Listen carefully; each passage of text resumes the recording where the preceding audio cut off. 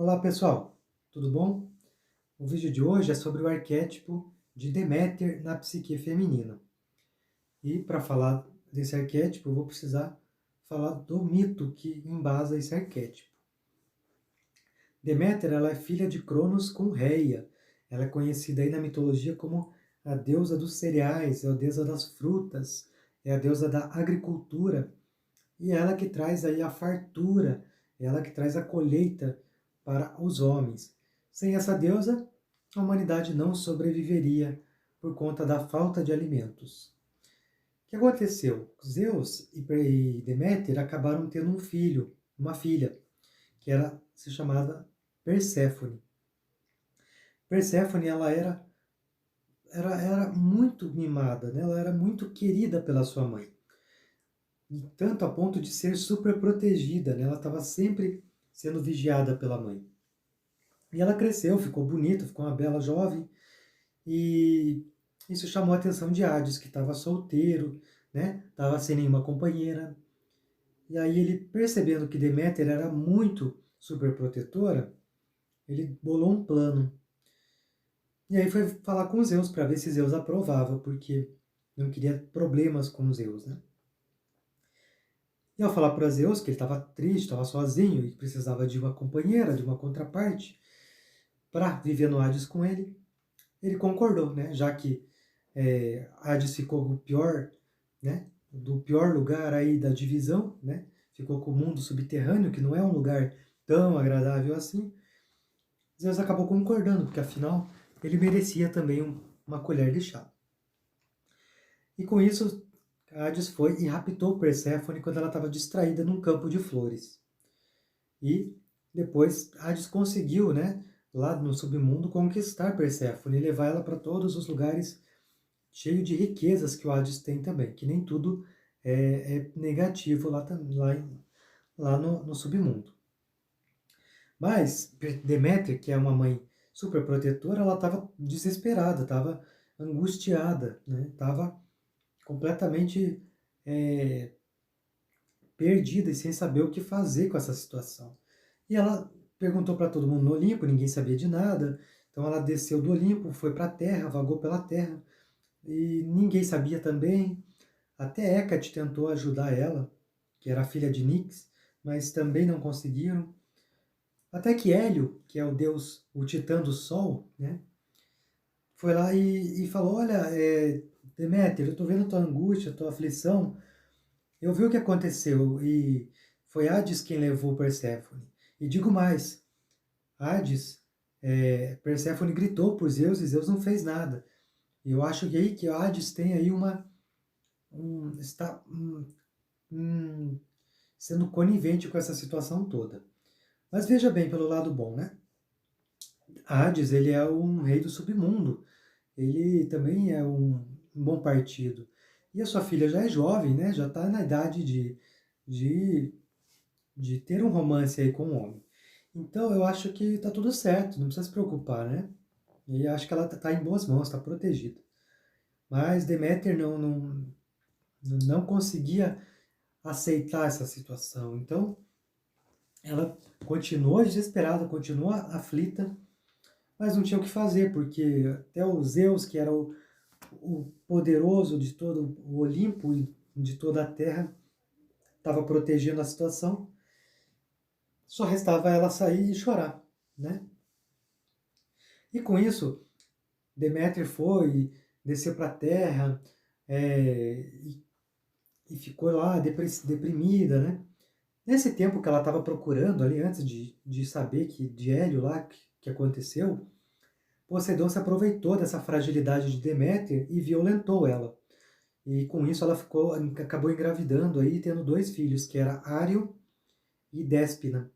Mas, mesmo na aflição, ela nem se preocupou com esses filhos. Ela rejeitou, abandonou os filhos, esqueceu deles.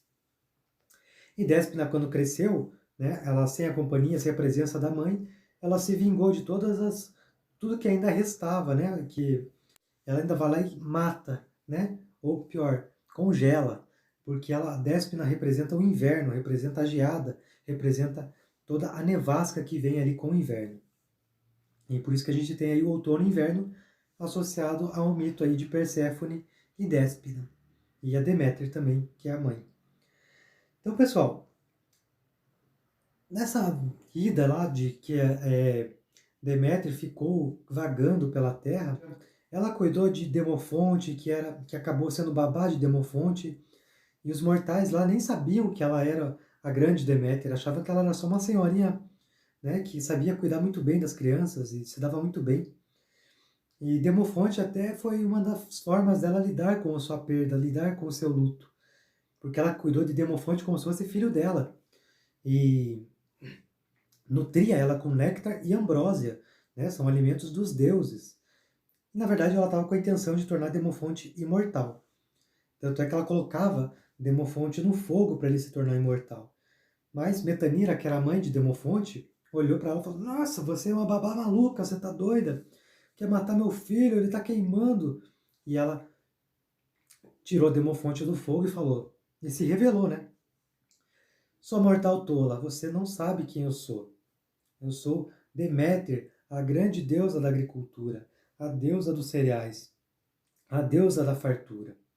Pela sua tolice, seu filho deixará de ser imortal, e agora ele apenas será lembrado, porque por mim ele foi cuidado.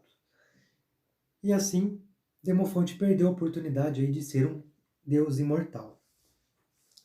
Mas Deméter continuou ali em Eleusis e pediu ali que a população, né, diante daquela ofensa também, pediu que, acho que era Célio, isso,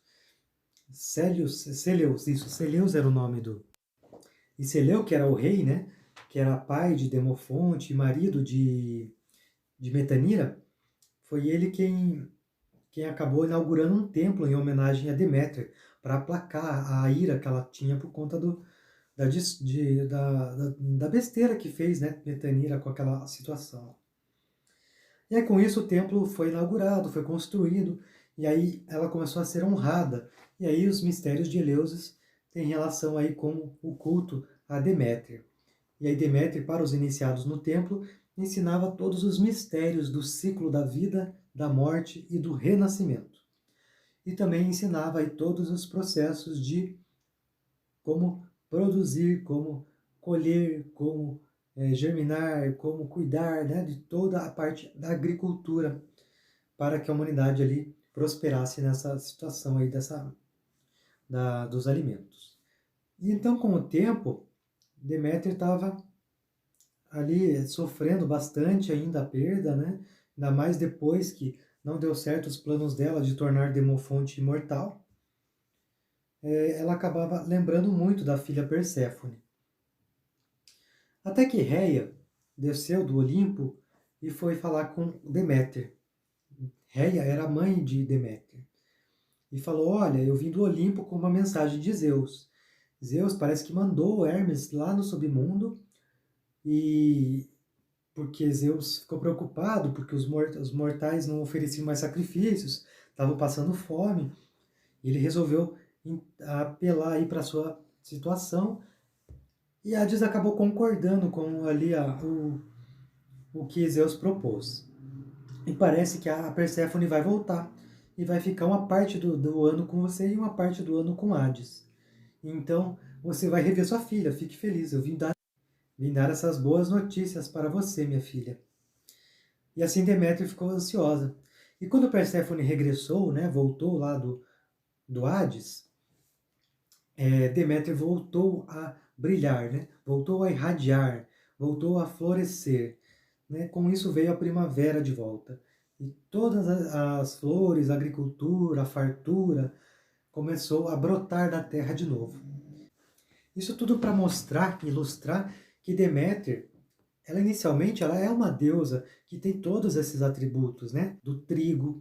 O trigo é aquela coisa que nutre, né? Tem nas religiões como um símbolo do pão, o pão que fornece o alimento espiritual.